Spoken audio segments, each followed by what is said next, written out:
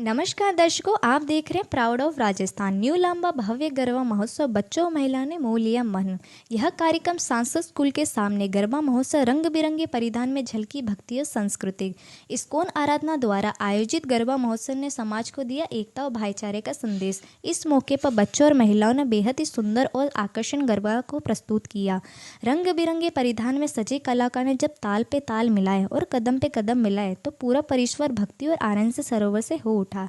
आयोजन में समाज के सभी गणमान्य और महानुभावों का हार्दिक स्वागत और सम्मान से किया। इस आयोजन में न सिर्फ संस्कृति और परंपराओं को जीवित किया बल्कि समाज में एकता और भाईचारे का भी संदेश दिया। ऐसे ही सांस्कृतिक और समाचार से जुड़े रहने के लिए प्राउड ऑफ राजस्थान को सब्सक्राइब करें, लाइक करें, बेल आइकन को जरूर दबाएं। जय हिंद, जय भारत।